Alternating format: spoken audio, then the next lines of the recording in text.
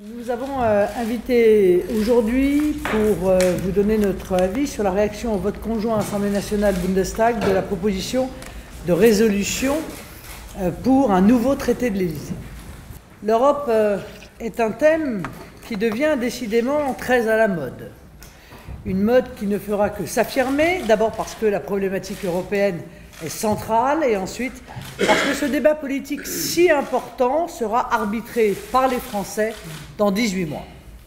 Ce matin, le Bundestag a voté un texte demandant un nouveau traité de l'Élysée et sans surprise, ce texte devrait être voté dans les mêmes termes par l'Assemblée nationale en fin d'après-midi.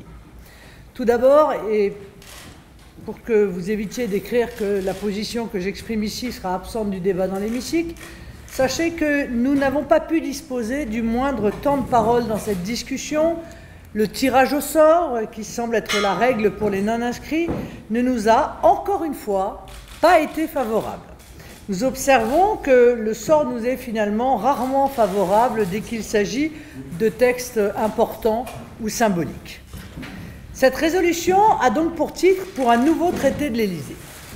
Il me semble tout d'abord nécessaire de rappeler ce qu'a été le traité de l'Élysée et notamment remettre en lumière l'infidélité que les Allemands nous ont fait et fait à l'Europe il y a 55 ans. Le traité de l'Élysée était une réponse du chef de la France libre à la volonté de domination américaine sur le vieux continent. Le général de Gaulle avait bien conscience que les États-Unis avaient pour dessein d'utiliser la construction européenne comme un outil de vassalisation de l'Europe. Je le cite, « Il y aurait peut-être un fédérateur, mais il ne serait pas européen ». Le général de Gaulle, souhaitant que la France, qui était alors sur le point de devenir une puissance nucléaire, devienne le centre de gravité de l'Europe, proposa de construire une Europe européenne et entreprit donc de convaincre les 5 autres pays formant alors la CE. C'est ainsi qu'il proposa à l'Allemagne un traité d'amitié et de coopération dont l'un des objectifs était de séparer l'Allemagne de l'Ouest, à l'époque, de son tout-puissant protecteur américain. Le général de Gaulle proposa alors un traité qui ne mentionnait ni les États-Unis, ni la Grande-Bretagne, ni l'OTAN, ni les accords GATT. Et c'est bien ce traité qui fut signé le 22 janvier 1963 par la France et l'Allemagne. Mais, lors du vote de ratification par le Bundestag, sous pression américaine, les Allemands votèrent unilatéralement un préambule qui comporte les 4 points que de Gaulle avait voulu exclure du traité de l'Élysée. Ainsi s'est constitué le socle d'une construction européenne germano-centrée et soumise aux États-Unis. De Gaulle était clairement visionnaire lorsqu'il expliqua à Alain Peyrefitte que l'Europe supranationale, c'est l'Europe sous commandement américain. C'est toujours vrai aujourd'hui. Bref, je ne vois pas l'intérêt de célébrer ce traité dont la ratification par l'Allemagne fut un mauvais procédé contre la France et une trahison de la vraie idée de l'Europe. Pour en revenir à notre actualité, je note une première chose, c'est que le temps est aux accords bilatéraux. Jeudi, le président de la République négociait avec le Premier ministre britannique.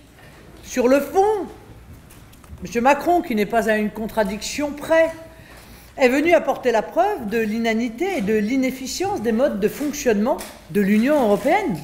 Le Brexit, qui était présenté comme sacrilège, comme inadmissible, parce que prétendument attentatoire à l'idée européenne, nous montre, on le voit avec des accords bilatéraux avec la France, la voie pour une réhabilitation des coopérations librement acceptées.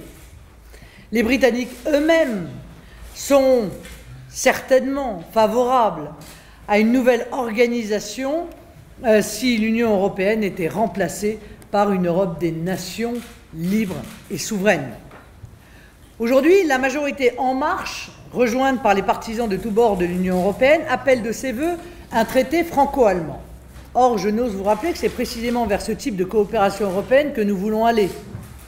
Une Europe dans laquelle les pays restent entièrement souverains et signent librement des accords avec tel ou tel autre pays. Le déplacement outre-Manche du président de la République souligne bien que le Brexit n'a nullement éloigné la Grande-Bretagne de l'Europe, mais seulement de l'Union européenne. Nous allons nous apercevoir très vite que les relations franco-britanniques gagneront en efficacité en dehors du cadre de l'Union européenne. Alors, si nous sommes pour les accords bilatéraux, nous considérons qu'il faut qu'ils bénéficient aux deux parties. Or, plusieurs sujets évoqués dans le texte de la résolution me semblent davantage bénéficier à l'Allemagne qu'à la France. Cela est frappant en matière de défense et plus largement de politique étrangère. Nous remarquerons par exemple que l'Allemagne n'a jamais réellement apporté son concours à la France dans sa lutte contre l'État islamique dans la bande sahélo-saharienne. Nous noterons le risque pour notre industrie de défense d'être pénalisée pour ses exportations par l'accord de gouvernement Merkel-Schulz qui exclut par exemple la possibilité d'exporter des armements au Moyen-Orient. La position allemande en matière énergétique ne permet pas davantage, de manière réaliste, d'envisager des politiques convergentes. L'abandon idéologique du nucléaire au profit de centrales à charbon insuffisantes et polluantes, comme le projet de basculement dans les énergies de substitution en 2050, ne semble pas pouvoir correspondre au modèle énergétique français. Et je ne parle pas de la convergence du modèle social lorsque l'Allemagne construit son système sur le principe de précarisation généralisée soutenu par l'importation d'une main-d'œuvre étrangère peu exigeante. Bref, le socle commun vers lequel veut aller M. Macron nous conduit à un nivellement vers le bas. On en a eu les prémices avec la loi El Khomri et les ordonnances Pénicaud. Le traité bilatéral qui nous est proposé nous semble déséquilibré et procède une fois encore de la vision allemande. La France fait des sentiments quand l'Allemagne sert une réelle politique au service de sa vision et de ses intérêts. Le couple franco-allemand qui sert d'alibi sentimental quand la magie de l'Union européenne n'opère plus relève de la fiction.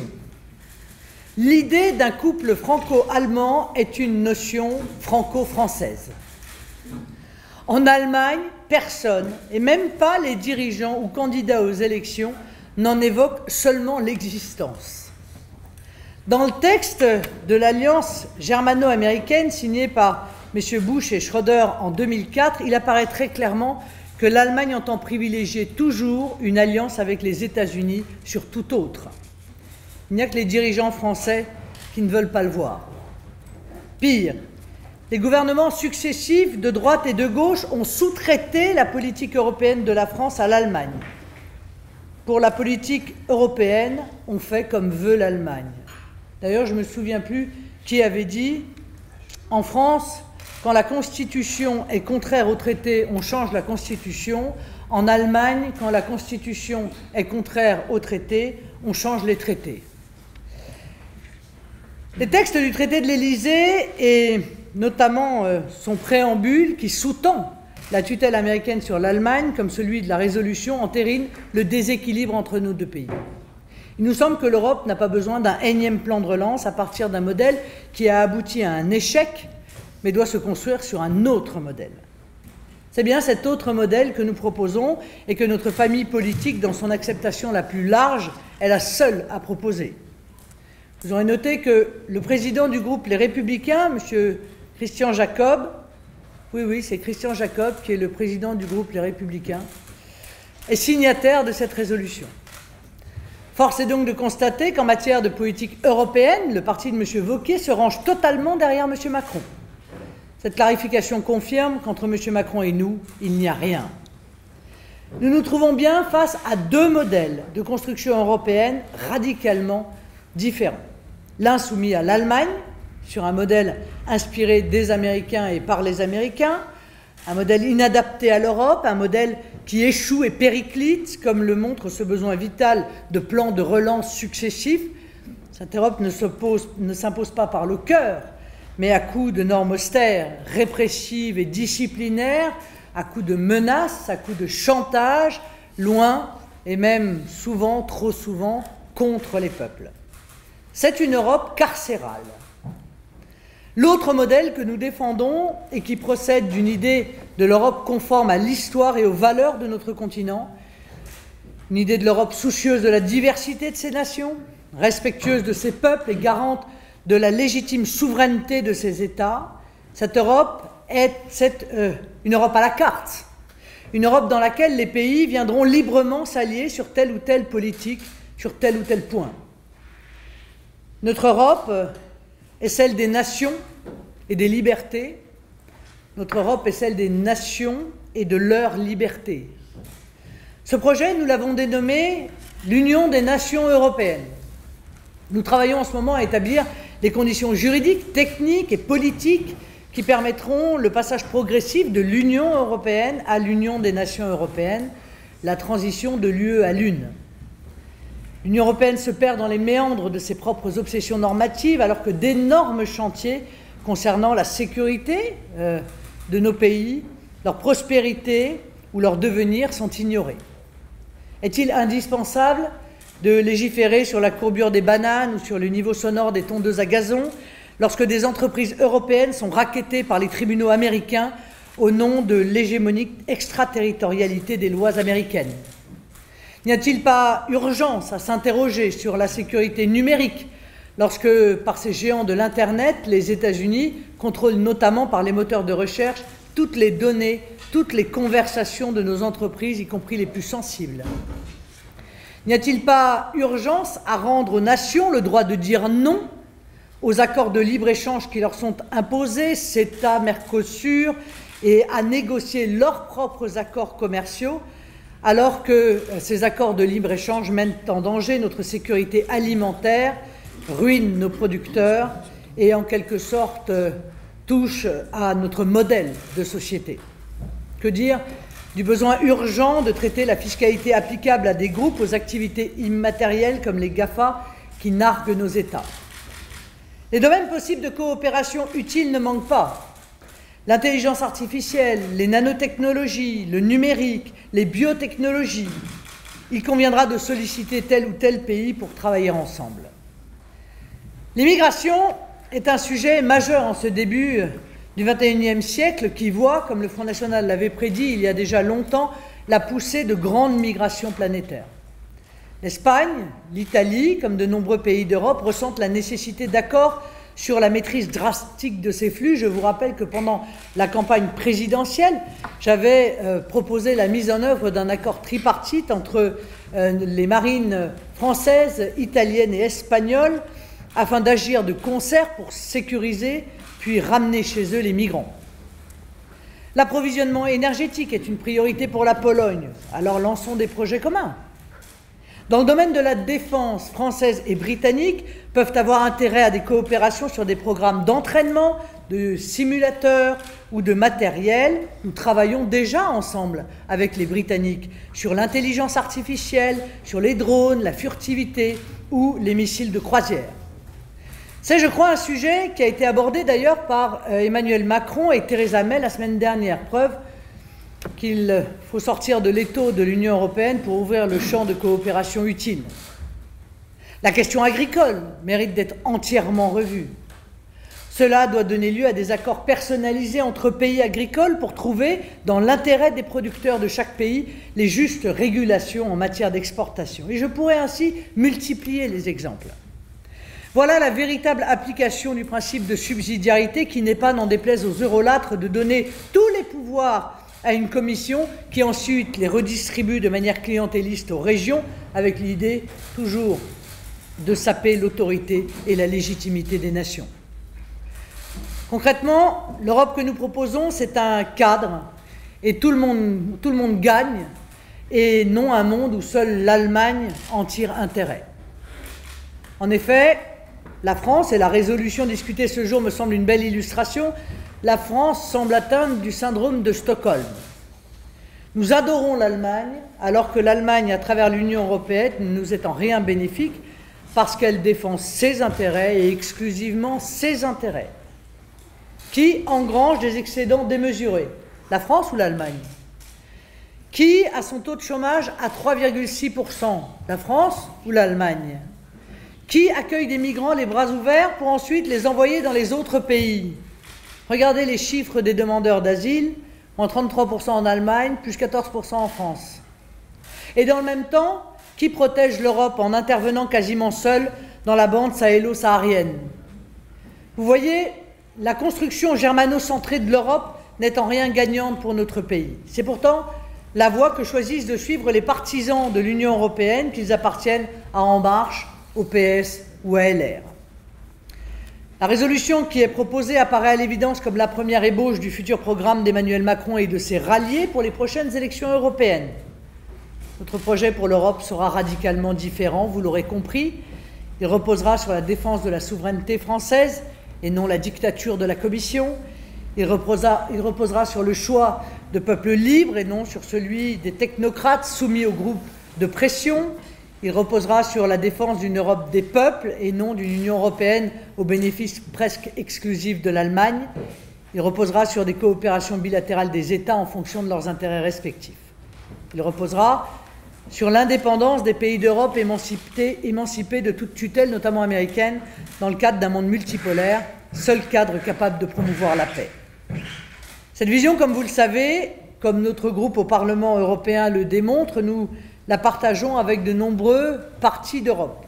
Et certains sont même au pouvoir. Je pense bien évidemment au FPO et peut-être bientôt aux Italiens. Cette vision de la construction européenne, notre vision de l'Europe, nous souhaitons qu'elle devienne majoritaire au sein du Parlement européen. C'est l'objectif auquel nous travaillons pour le grand rendez-vous des Européennes. Je t'en prie, Nicolas. Merci. À l'évidence, ce projet de résolution qui sera présenté et probablement adopté conjointement aujourd'hui par le Bundestag et l'Assemblée nationale est un exercice de mimétisme par rapport au traité de l'Élysée qui date de 1963. Et derrière cet aspect-là, on voit bien que c'est une Union européenne qui fait du surplace, qui est aussi antidémocratique, mais qui avant tout a totalement échoué dans ses orientations, puisque des aspects entiers, parfois des formulations complètes du traité de 1963 sont reprises. C'est bien la démonstration que dans bien des domaines où elle avait pourtant des prétentions, des velléités, eh bien, l'Union européenne a finalement pas ou très mal avancé. Je noterai également qu'à l'époque, et quelles que soient les orientations de fond du traité de l'Élysée que Marine Le Pen vient d'évoquer et qui étaient en plusieurs aspects très critiquables, la communauté européenne ne comportait que 6 pays, dont les 3 petits pays du Benelux, et que par conséquent, l'initiative franco-allemande, elle représentait 60 ou 70% de la population de la communauté européenne de l'époque. Ça n'est évidemment plus le cas aujourd'hui, et on voit bien là qu'il y a une démarche très antidémocratique, parce que les volontés exprimées par Angela Merkel et Emmanuel Macron aujourd'hui, eh bien, ne sont pas seulement des ambitions pour leur pays, mais bien des ambitions pour l'ensemble de l'Union européenne, sans pour autant y associer 26, bientôt 25, des autres pays qui composent aujourd'hui l'Union européenne. Et puis, quand on lit de plus près ce texte, on s'aperçoit dans le paragraphe 14 qu'il est question de consultation citoyenne pour donner un petit vernis démocratique à cette initiative, mais que évidemment ces consultations, ce sera sans doute un certain nombre de personnes autorisées, triées sur le volet. On est loin de la véritable démocratie qui nécessiterait de demander aux Français, aux Allemands et aux autres d'ailleurs, de s'exprimer par référendum sur les orientations de l'Europe, ce qu'ils ont déjà fait, mais leur vote a été piétiné en 2005. Mais évidemment, Emmanuel Macron, on le sait, craint par-dessus tout un référendum sur cette question, puisqu'il l'a lui-même exprimé sur la BBC il y a quelques heures, en disant que les Français consultés comme les Britanniques pourraient très bien prendre l'initiative de quitter cette Union européenne totalement défaillante. Alors, aujourd'hui, nous avons très clairement Merkel et Macron contre les nations. Sous couvert d'une relance de l'Union européenne par le couple franco-allemand, on voit bien que toute leur démarche consiste à aller dans le fédéralisme à marche forcée. Ils réagissent finalement un peu comme une bête blessée, comme une bête traquée, par une démarche de fuite en avant, en essayant d'imposer par les dirigeants de l'Europe occidentale, ou en tout cas certains d'entre eux, une volonté aux autres nations, alors qu'ils savent très bien que ces orientations sont massivement rejetées en Europe centrale, en Europe de l'Est. Ça s'exprime de manière très diverse d'ailleurs, aussi bien en Hongrie qu'en Pologne, aujourd'hui en Autriche, également en République tchèque. Il y a très clairement non seulement une volonté des peuples de s'extraire de ces orientations désastreuses de l'Union européenne, mais désormais une volonté exprimée directement par les chefs d'État et par certains chefs de gouvernement. Bien sûr qu'il y a dans cette résolution les prémices d'un traité totalement déséquilibré, favorable aux intérêts allemands et défavorable à ceux de la France. Marine Le Pen l'a développé à l'instant. En matière de politique migratoire, le paragraphe 60 évoque la nécessité de, je cite, de s'inspirer des bonnes pratiques du pays partenaire en matière d'intégration, en matière d'accueil des réfugiés. Eh bien, si on s'inspire des initiatives prises en la matière par Angela Merkel, on va accueillir des millions de migrants. Sans doute qu'on va d'ailleurs leur donner un certain nombre d'avantages, y compris la possibilité de travailler lorsqu'ils sont en situation de clandestinité totale. Sans doute faudra-t-il aussi installer des zones sécurisées pour les femmes au moment du Nouvel An, parce que c'est évidemment, ça a été en Allemagne et à Cologne notamment, l'une des conséquences de cette immigration totalement anarchique. On voit aussi qu'il y a la volonté de maintenir et de renforcer, même disent-ils dans le texte, l'euro sous sa forme actuelle, dont on sait qu'il sert les intérêts de l'Allemagne, qu'il a été conçu par et pour l'Allemagne, au détriment de la plupart des autres pays de la zone euro.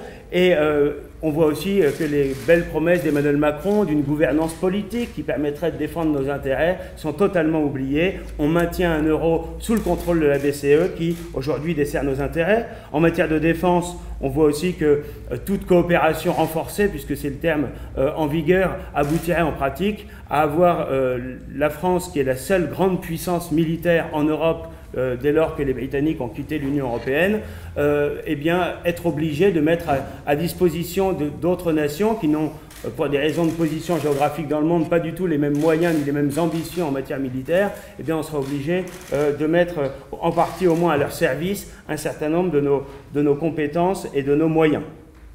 Il y a aussi dans ce texte la volonté délibérée de disloquer l'État-nation au profit d'Eurodistricts. Je cite, paragraphe 31, « Déléguer aux Eurodistricts des compétences autonomes, c'est bien sûr une atteinte très grave à l'unité et à l'indivisibilité de la nation. C'est évidemment une volonté d'avoir des entités régionales transnationales qui progressivement récupéreraient l'essentiel des prérogatives des États-nations, c'est-à-dire finalement une conception totalement dévoyé du principe de subsidiarité. Le principe de subsidiarité devrait conduire l'Union européenne à redonner leurs compétences, leurs prérogatives, c'est-à-dire leur souveraineté aux nations. Au lieu de cela, ils utilisent ce principe pour essayer de dépouiller totalement les nations de leurs compétences au profit d'entités régionales ou de districts transnationaux. On voit aussi revenir, comme souvent dans ce genre de texte, paragraphe 48, le socle européen des droits sociaux, et derrière cela, évidemment, la volonté d'harmonisation sociale, et d'ailleurs aussi d'harmonisation fiscale. Évidemment, sans dire la vérité, c'est que si on s'engage dans une volonté pas seulement d'harmonisation fiscale entre la France et l'Allemagne, il parle bien d'harmonisation à l'échelle européenne, eh bien il faut dire la vérité aux Français. Quand on a le SMIC qui aujourd'hui se trouve à 285 € par mois en Roumanie et que les pays d'Europe occidentale ont un SMIC autour de 1 500 € brut, eh bien ça aboutira évidemment à un effondrement total des salaires, à un SMIC qui sans doute se situera à 700 ou 800 € une fois l'harmonisation qui sera faite, c'est-à-dire dans une logique de nivellement par le bas. Il en est d'ailleurs de même pour l'harmonisation fiscale, au paragraphe 33, dont la première étape serait peut-être une harmonisation du taux de l'impôt sur les sociétés, mais qui aboutira inexorablement ensuite à un impôt européen qui, loin de se substituer aux impôts nationaux, s'ajoutera à cette fiscalité nationale dont on sait qu'elle est dans notre pays déjà confiscatoire. Mais ce qui est intéressant finalement dans cette initiative Macron-Merkel, c'est qu'elle a au moins un mérite, c'est le mérite de la clarification. Dès lors que les Républicains, comme le disait Marine à l'instant, non seulement vont voter, mais présentent cette résolution aux côtés de la République en marche, des socialistes et d'un certain nombre d'autres groupes, eh bien, on voit dès lors que la volonté de leur invoquer, de nous faire croire qu'ils voudraient défendre une forme d'euroscepticisme et qu'ils seraient critiques sur les orientations européennes d'Emmanuel Macron, s'effondre totalement. Là aussi, c'est cohérent. Les Républicains participent de la majorité dominante au Parlement européen, en ayant voté d'ailleurs toutes les orientations désastreuses de l'Union européenne. À quelques rares exceptions près, les députés, les Républicains, ont voté les traités de libre-échange, ils ont voté la politique de relocalisation de l'immigration, c'est-à-dire de répartition des migrants à travers le continent européen.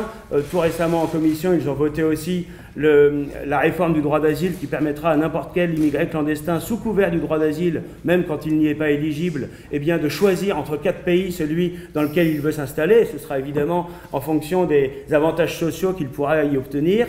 Et donc, les Républicains, finalement, en reconnaissant qu'ils sont en phase avec Merkel, ce que l'on savait, reconnaissent dès lors qu'ils sont parfaitement en phase avec Macron. Et évidemment, dans la perspective des élections européennes, dans maintenant un peu moins de 18 mois, cette clarification est évidemment très utile.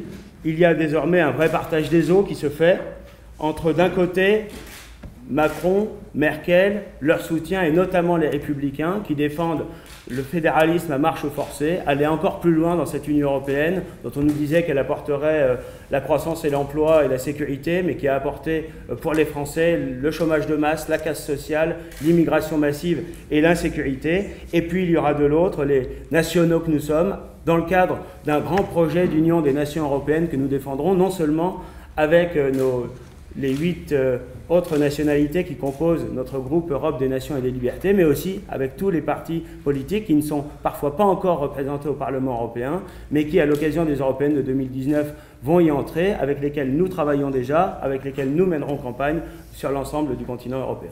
Je vous remercie.